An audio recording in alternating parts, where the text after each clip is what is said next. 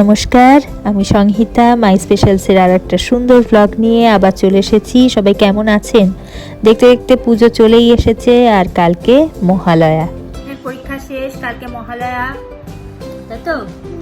কি দেখবে ভোরবেলা উঠে? দেখো না বলা যায় না কি মহালয়া কি।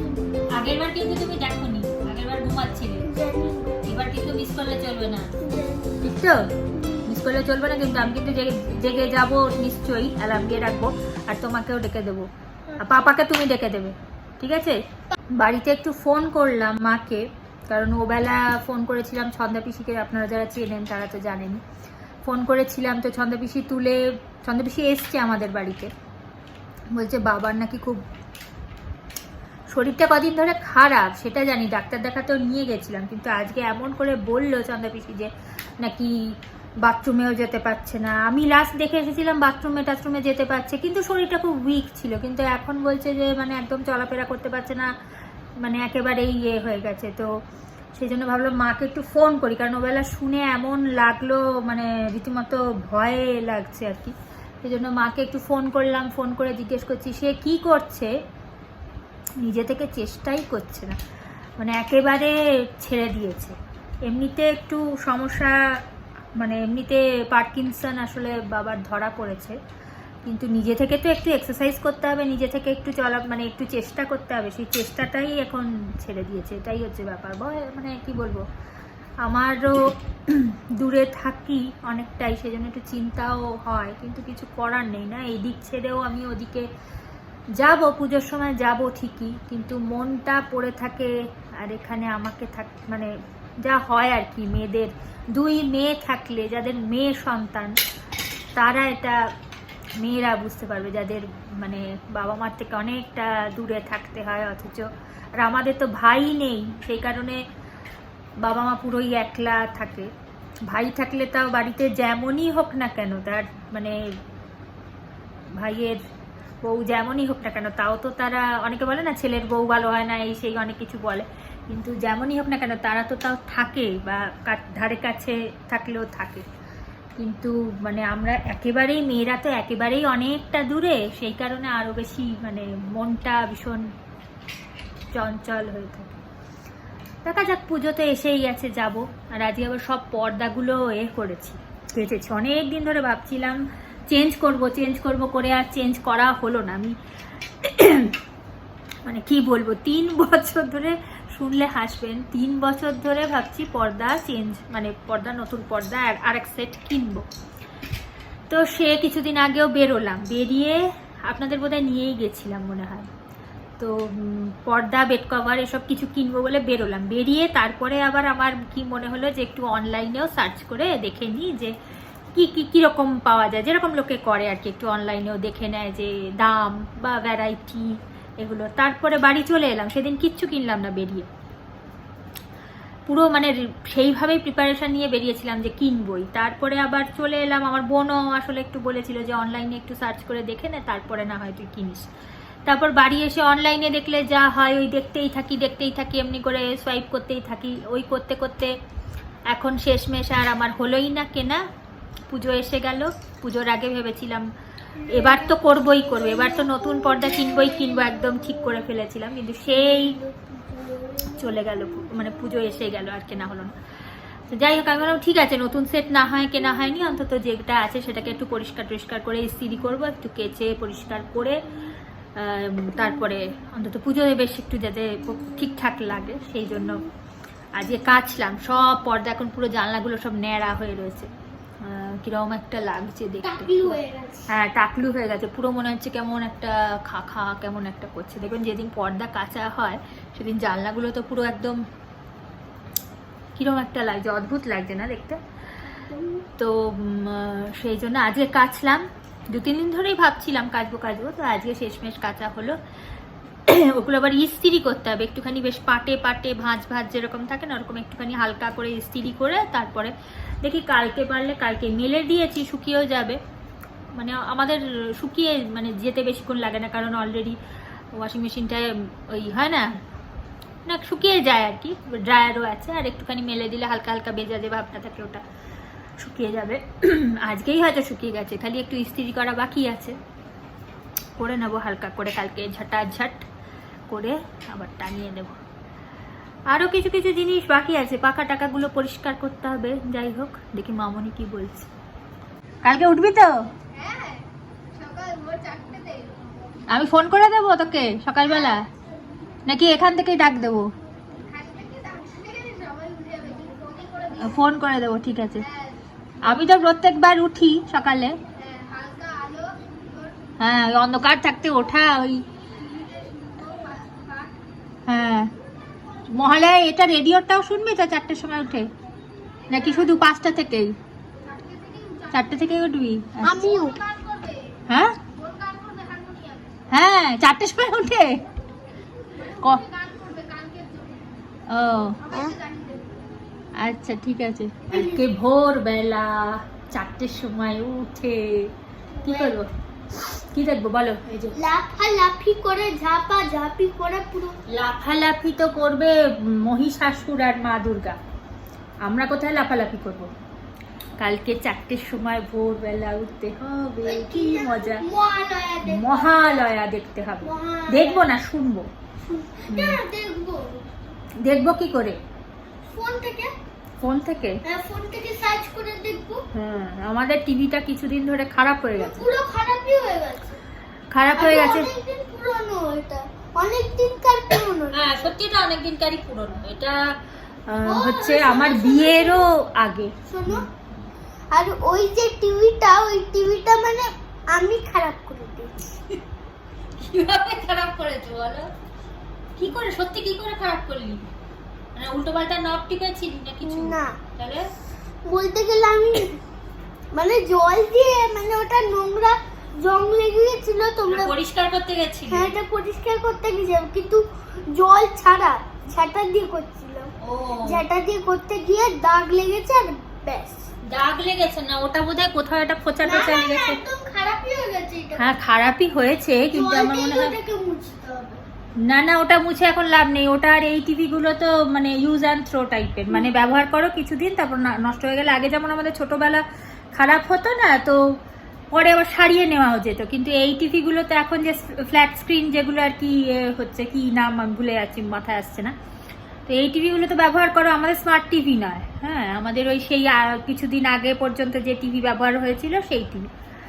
তো এবারে বেশ পুরনো টিভিটা, বেশ মানে মানে আমার বিয়েই হয়েছে যখন, মানে এইটা আমার বিয়ের আগের টিভি, মানে এটা আমার বিয়েই হয়েছে 6 না 7 বছর হয়ে গেল। যখন এরা দুজন ছিল, কিন্তু আমি ছিলাম না। হ্যাঁ, যখন মাম্মা আর বাবা ওরা দুজন যখন ছিল, যখন আমরা দুজন খালি ছিলাম, ও ছিল না, তারও অনেক আগের টিভি, তাই না? মানে আমার 7 বছর বিয়ে হয়েছে, তারও মানে আমি এসে দেখেছি টিভিটা অলরেডি মানে পুরনোই হয়ে গেছে। মানে তখনও নতুন না, তখনও বেশ পুরনো হয়ে গেছে, মানে বেশ অনেক বছরেরই পুরনো টিভি। তো অলরেডি খারাপ এমনিতেই হয়ে যেত। মানে কত পুরনো তখন? হ্যাঁ, মনে হয় 10-12 বছর হবে হয়তো।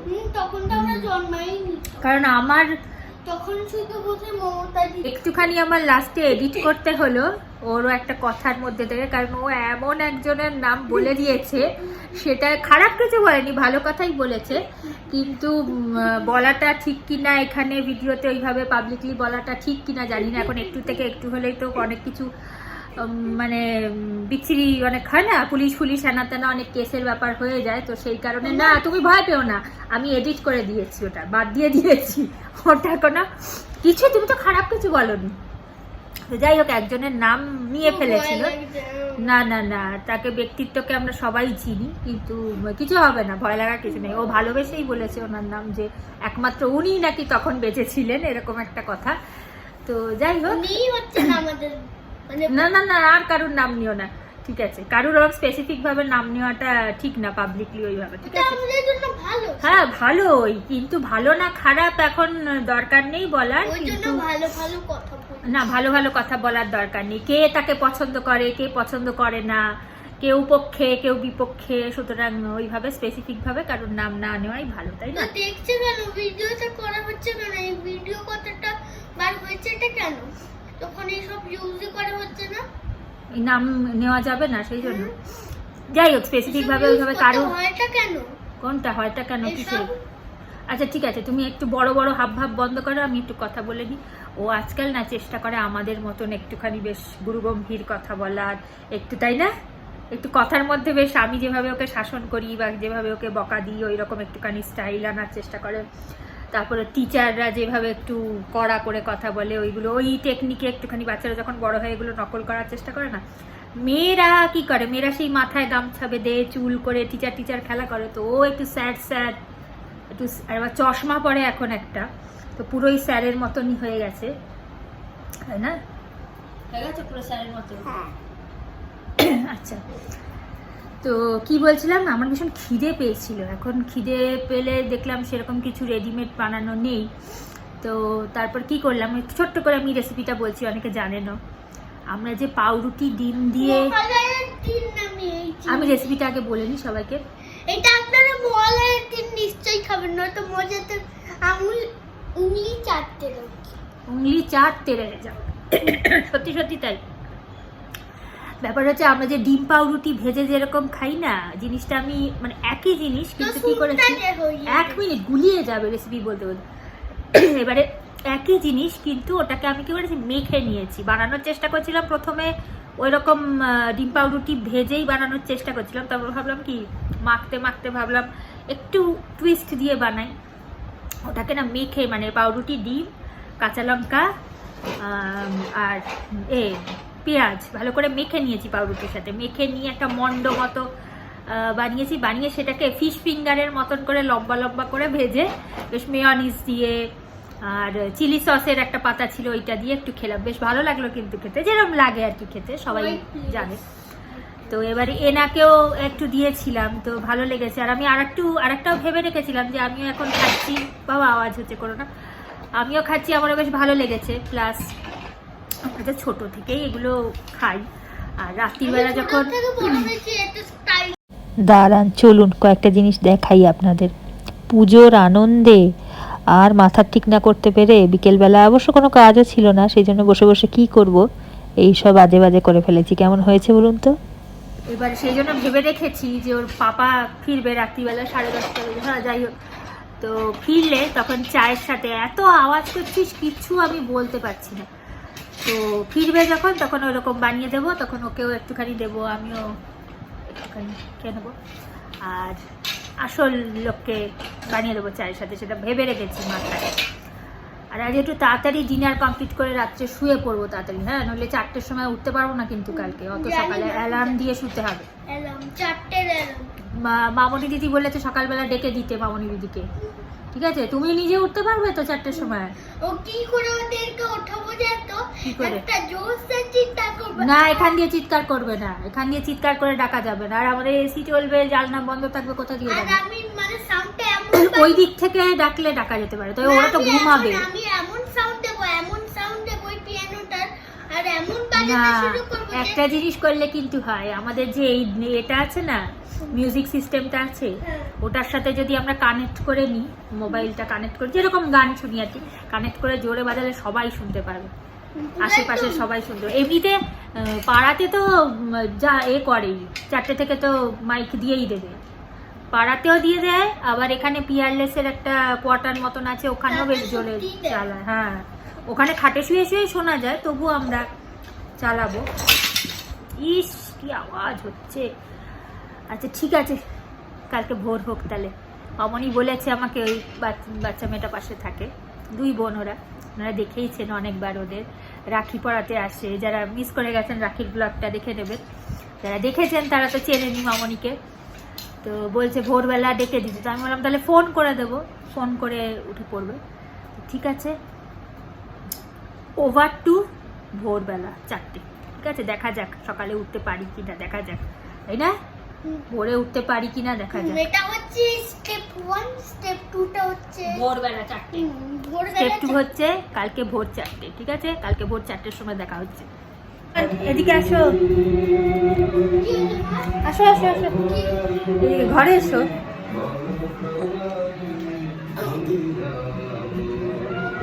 মামনি দিদিকে ডেকে দিয়েছি।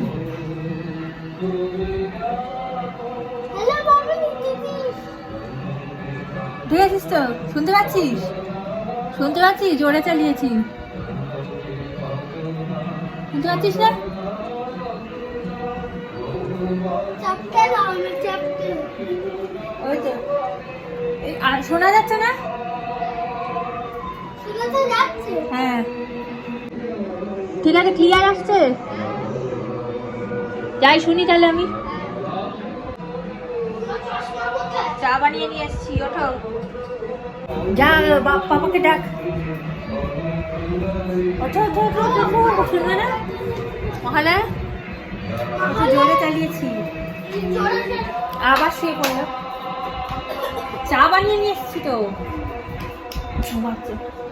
তাহলে আমরা বসে বসে শুনি। বসে বসে হাই, এই যে অ্যাডভার্টাইজমেন্টগুলোর জন্য বিরক্ত লাগতে থাকে। মাঝখানে মাঝখানে ইউটিউবে দিয়ে দেয় না, অ্যাডগুলো দিয়ে দেয়, ওটাই সমস্যা। আসো জিয়ান, বসে বসে শুনি, আসো আসো এদিকে আসো। ওইদিকে ওর নাচ করতে শুরু করে দিয়েছে।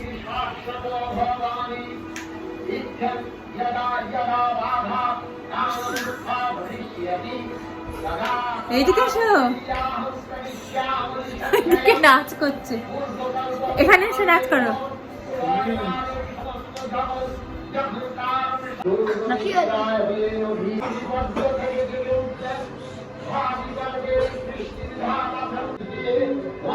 শুনছো?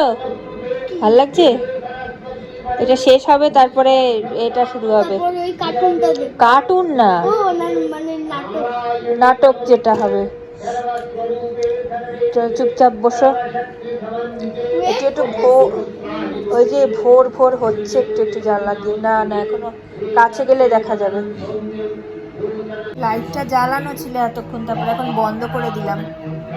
একটু ডিম লাইটটা জ্বালিয়ে শুয়ে শুয়ে, মানে ওই ল্যাম্পটা জ্বালিয়ে, লাইট জ্বালিয়ে আর ভাল লাগছিল না বলে। প্রায় 5টা বেজে গেছে, আর 5-10 মিনিট বাকি আছে।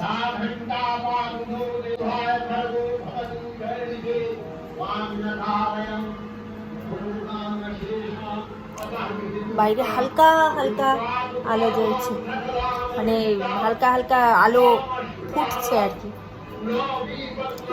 আমাদের এইদিকে পাড়াতে চালিয়েছে, ওইদিকে আবার পিয়ারলেসে চালিয়েছে, আবার আমাদের ঘরে হচ্ছে মামনি উঠে গেছে ওইখানে, ও টিভি চালিয়েছে আবার ওই সাইডে। অমনি করছো কেন তুমি? শোনা, চুপ করে। অমনি করে না, চুপ করে বসো। তখন টপ টপ করে কিরকম গান করছিল, চুপ করে বসো।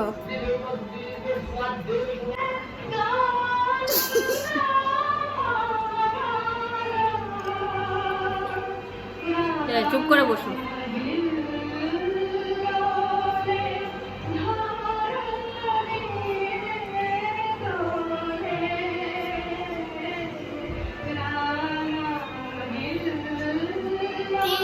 তিন দিক থেকে আওয়াজ আসছে, তিন দিক থেকে আওয়াজ আসছে। ওই দিক থেকে এদিকে পিয়ারলেসে চালিয়েছে, আর আমাদের এখানে প্রায় 5টা তো বেজেই গেছে। এই মাঝখানে অ্যাডভার্টাইজমেন্ট গুলো হয় না,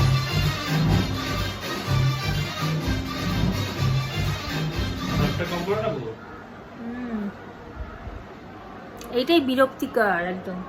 হঠাৎ হঠাৎ ইউটিউবে না অ্যাড বাজতে থাকে, এত বিরক্ত লাগে একদম।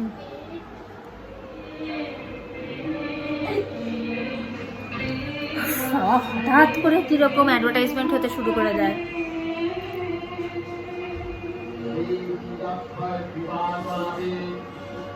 চুপ করে বসো বাবা, অমনি করে না, শুনতে হয়। ও মানে বুঝতে পারছে না, সেই কারণে মানে বুঝতে পারছি, মানেগুলো বুঝতে অসুবিধা। এটা শুনতেই ভালো লাগে। আমিও তো কত কিছুর মানে বুঝতে পারছি না, কিন্তু এগুলো শুনতে এত ভালো লাগে। শুনলে তো আবার একটু বুঝতেও হবে, বুঝবে বুঝবে বাংলা ভাষা, আল্লাহ ভাষা সব বুঝতে হবে। হ্যাঁ বুঝতে হবে, কিন্তু আগে বড় হও, তারপর বুঝতে পারবে।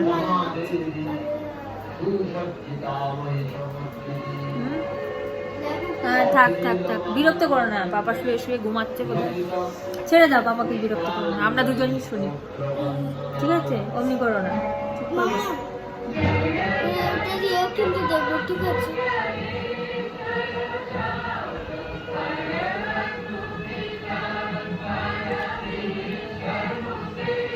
মহালয়া শোনাটা আমার কাছে খুব মানে কি বলবো, সবার কাছেই বোধহয় তাই, সেই ছোটবেলার কথা সব মনে পড়ে যায়। মানে দুর্গাপুজোর যে ফিলিংসটা একটা আসে না, ইমোশন যাকে বলে, দুর্গাপুজো তো শুধু পুজো না, বাঙালিদের ইমোশন।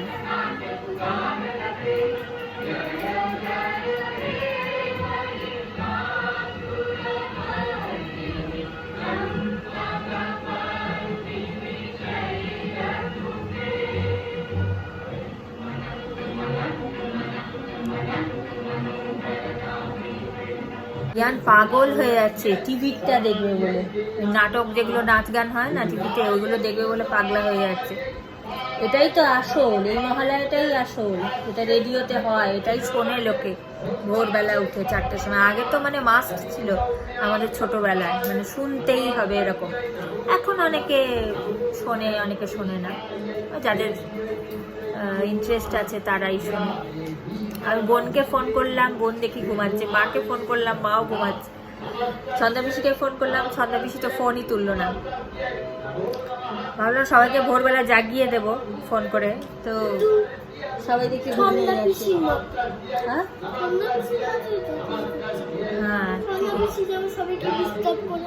ডিস্টার্ব কাউকে করিনি। মহালয়ার দিন ভোরবেলা সবাই ওঠে, কেউ হয়তো ঘুম থেকে উঠতে পারেনি, কেউ ডিস্টার্ব হয় না। চলো, শেষের দিকে হয়ে এসছে প্রায়।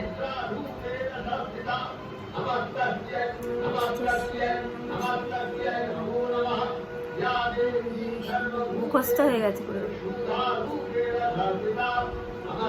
এটা সবারই মুখস্থ। এত ভালো লাগে না শুনতে। মামনি দিদি ওইদিকে টিভি খুলে চ্যানেল সেট করছে, এখন হয়নি, শুরু হলে তো চালিয়ে দেবো। ঠিক আছে, ওটা অন্য খাতা, কিছু হবে। আচ্ছা ঠিক আছে, তুমি রাখো ওটা, খাতাগুলো রাখো, বলছি চুপ করে বসে শোনো, তুমি সেই ছটপট ছটপট করে যাচ্ছো। ওইদিকে মামনি, আমাদের উল্টো দিকে থাকে যে মেয়েটা, উঠে পড়েছে। ওকে বাড়িতে বোধহয় আর কেউ ওঠেনি, ও একাই বোধহয় উঠেছে। উঠে দেখি আমি, আমাকে বলেছিল সকালবেলা একটু তুমি ফোন করে আমাকে জাগিয়ে দিও, আমি অ্যালার্ম দিয়ে রেখেছি, তবুও ওকেও একটু ফোন করে জাগিয়ে দিলাম। দেখি একা একা উঠে টিভি এখন শুনছে, এমনি মানে অডিওটা শুনছে, তারপরে টিভি চালাবে বলছিল 5টা থেকে। আসলে মানে বাচ্চাদের তো এইগুলোর থেকে টিভি যেগুলো হয় ওগুলোই বেশি ভালো লাগে।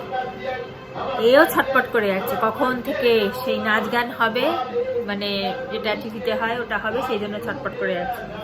বললাম এটা আগে শোনো ভালো করে।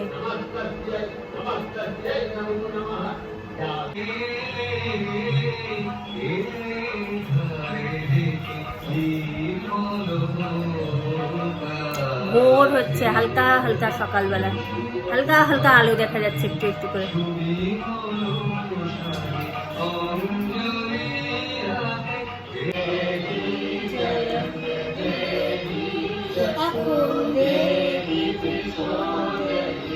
এখন বিকেলে